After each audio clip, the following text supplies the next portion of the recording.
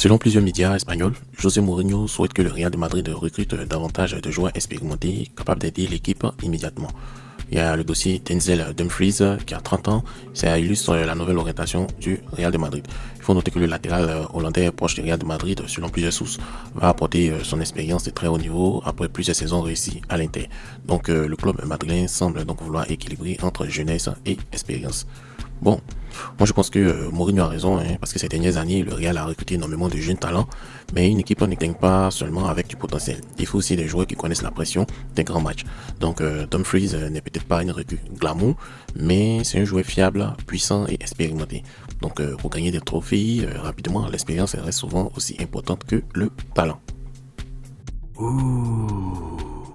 Victime d'une grave blessure au genou avec rupture du ligament croisé antérieur et du ménisque, Rodrigo poursuit activement sa rééducation. L'attaquant brésilien travaille quotidiennement avec le staff du Real de Madrid pour retrouver les terrains le plus rapidement possible.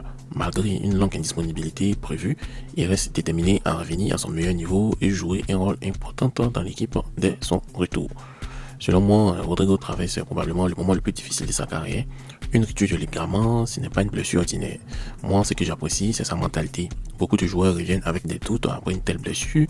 Lui semble concentré sur son travail. Et le vrai défi ne serait pas seulement de revenir, mais de retrouver sa vitesse, son explosivité, sa confiance. Et si cela arrive, le Real va récupérer un joueur de très haut niveau. Selon plusieurs médias espagnols, Florentino Pérez prépare d'importants changements au Real de Madrid après une saison qui est jugée décevante. Plusieurs secteurs de l'équipe devraient être renforcés, notamment la défense et le milieu de terrain. Les départs sont également envisagés afin d'ouvrir un nouveau cycle. Plusieurs sources évoquent jusqu'à 5 ou 6 mouvements majeurs lors du mercato estival, avec l'objectif de remettre rapidement le club au sommet. Bon, moi je pense que le Real a besoin de ça, parce que l'effectif est rempli de talents, mais certaines positions manquent d'équilibre et de profondeur. Accumuler les jeunes stars ne suffit pas pour gagner tous les titres, il faut aussi des leaders, des défenseurs fiables et des joueurs expérimentés. Donc si le Real recrute intelligemment plutôt que médiatiquement, le Real peut devenir la référence européenne dès la saison prochaine. La défense doit être la priorité absolue. Qu'est-ce que vous pensez de cela? Le Real Madrid aurait pris contact avec l'Inter Milan pour recruter le latéral droit néerlandais Denzel Dumfries. Le joueur de 30 ans figure parmi les priorités madrilènes pour renforcer le couloir droit cet été. Face à cet intérêt de plus en plus concret, les dirigeants de l'Inter commencèrent déjà à étudier plusieurs pistes afin de trouver un éventuel remplaçant. Dumfries dispose d'une clause attractive qui attire plusieurs grands clubs européens. Si cette information se confirme, ce serait un très bon coup pour le Real Madrid. Dumfries est puissant, rapide, expérimenté et apporte beaucoup offensivement. Son profil est différent de celui des latéraux classiques. Il joue presque comme un ailier dans certaines phases du jeu. Pour un montant proche de 25 millions d'euros, le rapport qualité-prix serait excellent. L'Inter, de son côté, aurait beaucoup de mal à trouver un remplaçant du même niveau que lui.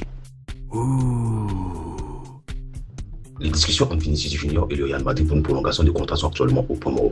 Selon plusieurs médias espagnols, l'attaquant brésilien souhaiterait obtenir un salaire comparable à celui de Kylian Mbappé. Le club madrilène refuse pour l'instant de céder favorablement à cette demande. La situation pourrait évoluer après la Coupe du Monde où les performances de Vinicius avec le Brésil pourraient renforcer sa position. Vinicius est un joueur exceptionnel et il a énormément apporté au Real Madrid ces dernières années. Mais aujourd'hui, demander exactement le même salaire que Mbappé me semble compliqué. Mbappé est arrivé avec un statut mondial unique et un impact marketing énorme.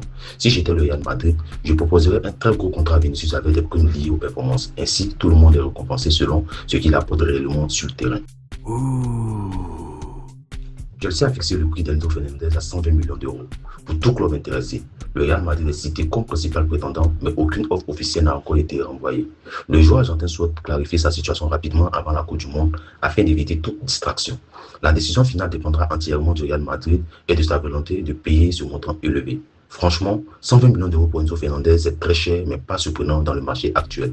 Le joueur a du talent, il contrôle bien le jeu et apporte de l'équilibre au milieu. Mais il n'est pas encore au niveau des très grands milieux comme Modric ou Kroos à le prime. Si j'étais le Real, je réfléchirais bien. C'est un bon joueur, mais pas indispensable à ce prix-là.